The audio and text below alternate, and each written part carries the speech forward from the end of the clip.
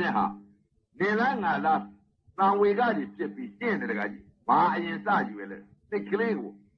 သံဃာလာစမ်းကြည့်တဲ့ကဒီစိတ်ကလေးဟာဥပစဉ်ပေါက်တော့ပဲသာလွတ်ထားတဲ့စိတ်ကလေးတကကြီးဒီကတော့အော်ငါစိတ်ကလေးကသိမ့်သိမ့်တောက်လျှောက်ဥမပဲဆိုပြီးတိမ်တကားပိတ်ပြီးတော့တခါတည်းကိုအာနာပါနတတိကိုယူလိုက်တာပဲမင်းမသွားနဲ့ကွာဆိုပြီးတော့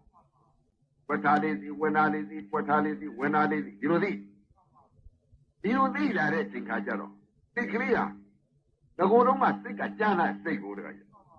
စိတ်ကလေးကကြမ်းမိတယ်တကကြီးဝဋ္ဌာတိဝဏ္ဏတိတရားလေးသိနေတော့နံလေးကမနေသေးဘူးဟိုထွက်သွားဒီမှာခဏပြဆွဲရအတိတ်စိတ်ကိုတကကြီးဒါကြောင့်မလို့အခုတရားသဘောတရားတွေတွေ့လာတဲ့အချိန်ခါကျတော့ပုဂ္ဂိုလ်တိုင်းအတိတ်စိတ်ကိုကြားတာများဥပဇင်းကအတိတ်ကလာတော့ဓမြဟိုတကကြီးအပေါင်းအသင်းနဲ့တိုက်တဲ့ဥစ္စာအဲ့ဒီစိတ်နဲ့ရှိနေသွားပြီးမျက်စိနဲ့မြင်နေပါရောဗျာမိတ်ထားတာပြီးတော့ဟိုမြင်နေအဲ့လူပေါင်း9ယောက်6ယောက်9ယောက်ခွဲနေကြတာပဲအဲ့ဒီကဒါရှူးနေရင်တဲ့အဲ့ဒါတတိယတော့ငါပဲစိတ်ရောက်နေကြမလဲဆိုပြန်ပြီးတော့နှာခေါင်းသတိပြန်ကားရအာနာပါနတတိယူနေရင်တဲ့တကကြီးဒီဇာနေကိုတခါတည်းအောင်မယ်သေးသေးချာကြီးနာနဲ့သေးချာပ6လုံးပြူနဲ့တခါတည်းအဲ့ဒီမှာဟိုကြာပွင့်နဲ့မတော်လားအဲ့ဒီမှာထည့်ငါတရားထိုင်တယ်ဘယ်နဲ့ဒီစိတ်ကရောက်လာကြမလဲဆိုတခါပြန်ပြီးအာနာပါနတတိယူပါဘုံမိုးကလည်းဘုံမိုးစိတ်ကြနေတာနိုင်ငံကြီးဘယ်လိုလုပ်မယ်ဆိုတဲ့ဥစ္စာကိုဒါပဲဒီစိတ်ပဲဖြစ်တယ်တရားနည်းဆက်ဒီစိတ်လာတာပဲဒီရောက်တဲ့ပုဂ္ဂိုလ်ကလည်းဒီနေ့လေငါပါတိတ်လုံးကြီးနဲ့ဘာနဲ့ငါဘယ်နေရာအချောင်းငါဘယ်လိုလုပ်ရမလဲဆိုတာဒီစိတ်ပဲနော်တရားမတွေကလည်းပဲကိုနည်းတူစွာပဲမနဲ့မိုးလင်းလာတဲ့ကငါဘယ်ချိန်ကြောင်းတက်ရတော့မယ်ဆိုလို့ရှိရင်အဲ့ဒီဟာပဲဘယ်ချိန်သွားရမယ်ဆိုဒီစိတ်ဖြစ်နေတာပဲအဲ့ဒီတော့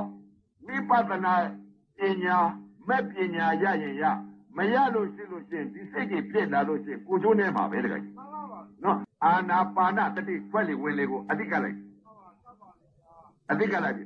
ဝဋ္ဌာလေးစီဝဏ္ဏလေးစီဝဋ္ဌာလေးစီသတိပဋ္ဌာန်တရား၄ပါးနဲ့လိုက်ကာယသတိပဋ္ဌာန်ဝေဒနာသတိပဋ္ဌာန်ဒိဋ္ဌာသတိပဋ္ဌာန်ဓမ္မာသတိပဋ္ဌာန်သတိပဋ္ဌာန်တရား၄ပါးနဲ့လိုက်သတိပဋ္ဌာန်တရား၄ပါးနဲ့လိုက်လိုက်တဲ့အချိန်ခါကျတော့ဒါကြီးကြာထိုင်မှများလာတဲ့အချိန်ခါလက်ဦးစိတ်ကလေးကတော့အာနာပါနာထွတ်ထားလေးစီဝဏ္ဏလေးစီထွတ်ထားလေးဝဏ္ဏလေးစီကာယသတိပဋ္ဌာန်ကြာထိုင်မှများလာတော့အောက်ကဝေဒနာတွေဖြစ်လာတယ်ဝေဒနာတွေဖြစ်လာတဲ့ဘုရားကပထဝီဓာတ်အာဘောဓာတ်ဒီဇောဓာတ်ဝါယောဓာတ်ဓာတ်ကြီးလေးပါသင်တို့သိတာကဘာလဲတဲ့ဝေဒနာသိတာအကျိုးတရားတွေကိုသိတာတင်နာပေါ်လို့တင်တယ်လို့သိတယ်တောင်းနာပေါ်လာလို့တောင်းတယ်လို့သိတယ်ထုံနာပေါ်လာလို့ထုံတယ်လို့သိတယ်အောင့်နာပေါ်လာလို့အောင့်တယ်လို့သိတယ်ပူရာပေါ်တော့ပူတယ်လို့သိတယ်အေးဓာပေါ်တော့အေးတယ်လို့သိတယ်ကြိုက်တာပေါ်ကြိုက်တယ်လို့လှုပ်တာပေါ်လှုပ်တယ်လို့သိဒီလိုသိ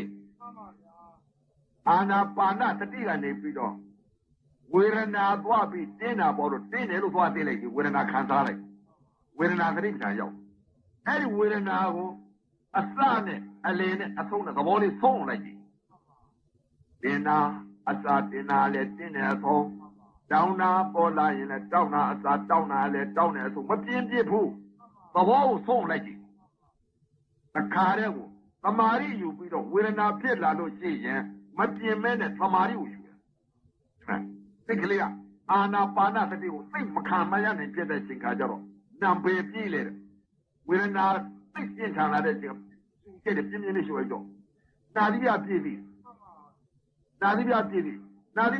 တော့ဝေဒနာမသိတော့ဒီမှာနာသီပြသိလိုက်ပြန်လဲကြာသိလားမဟုတ်ဝေဒနာသွားသိနာသီပြသိလိုက်ဝေဒနာသိလိုက်နာသီပြသိလိုက်ဝေဒနာသိလိုက်ဒီလိုသိလားဒီလိုသိလာလိုက်တဲ့အချိန်ကကျတော့ဩဓာတ်ကြီးလေးပါဤသဘောတရားတွေဟာသူ့တဲ့ငါလွတ်တက်ပြီးတော့တခါတည်းဖြစ်လာတယ်သူ့တဲ့ငါလွတ်တက်လာတဲ့အချိန်ကကျတော့ခန္ဓာကိုယ်တည့်တင်းနေသွားသိလိုက်တယ်တင်းတာအစသဘောကိုဖုံးလိုက်ကြည့်သုံးသွားတယ်တကယ်သုံးသွားတဲ့အချိန်ကကျတော့အဲ့ဒါပါလေတဲ့ဝိပဿနာဟုတ်သေးတယ်မဟုတ်သေးဘူးတင်းတာပေါ်လို့တင်းတယ်လို့သိတာနဲ့တကယ်ကြီးဒါဝိပဿနာများမထင်နဲ့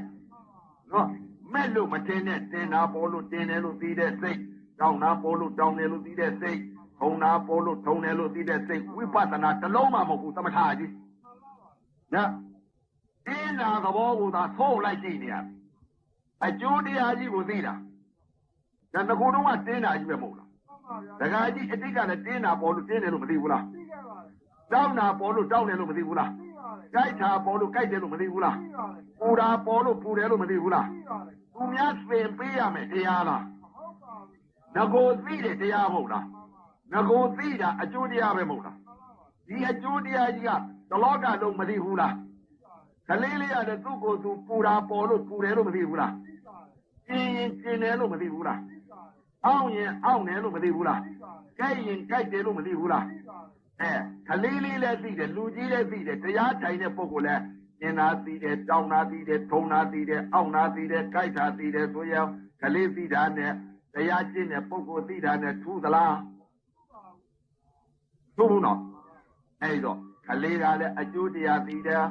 လူကြီးကလည်းအကျိုးတရားပဲတရားထိုင်ရင်လည်းအကျိုးတရားပဲသိတယ်ဆိုရင်ဘာထူးသိလဲနော်အဲ့တော့အိုးစင်ဟာတင်းတဲ့ဟာကိုအဆုံးသဘောတရားလေးကိုသုံးလိုက်ကြည့်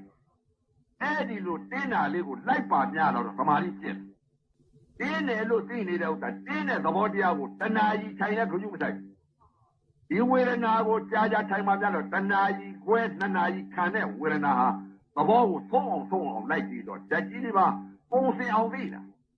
တင်းတဲ့သဘောနဲ့ကုံစအောင်သိတယ်တောင်းတဲ့သဘောနဲ့ကုံစအောင်သိတယ်ထုံတဲ့သဘောနဲ့ကုံစအောင်သိတယ်သဘောလေးတွေကိုသုံးအောင်လိုက်ကြည့်တာ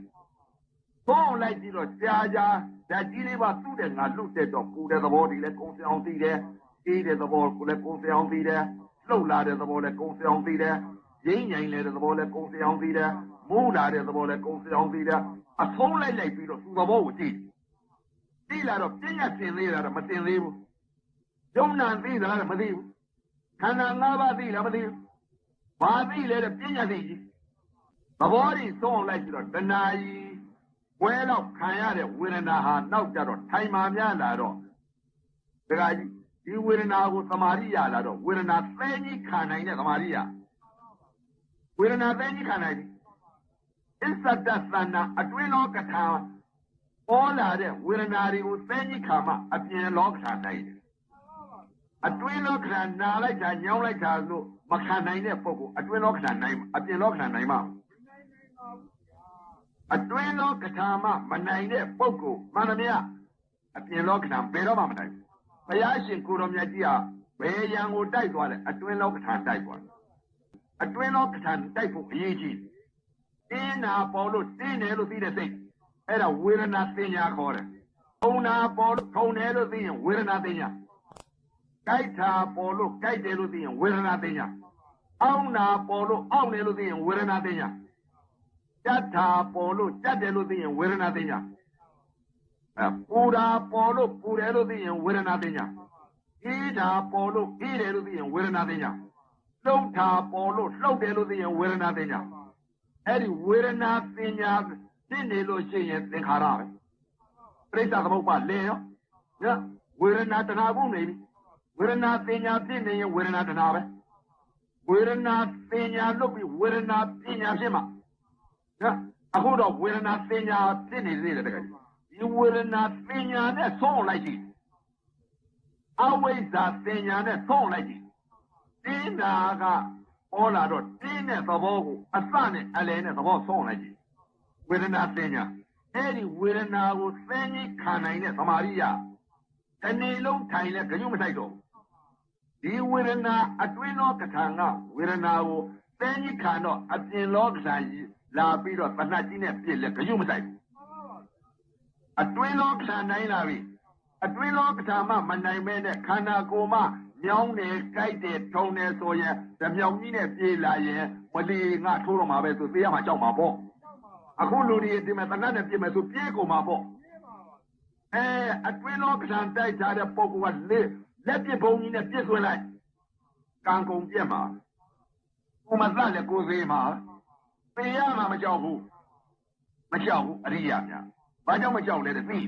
အတွင်းလောကထာနိုင်အောင်တိုက်ထားတယ်ပြုတ်ဝေဒနာကိုနိုင်အောင်တိုက်တယ်အပြင်ဝေဒနာကြဘာခရုစိုက်တော့နော်အဲ့ဒါကြောင့်မလို့လုံးကြပါကြိုင်ကြပါလို့အသိပေးတယ်အတွင်းလောကထာနိုင်အောင်တိုက်ကြရ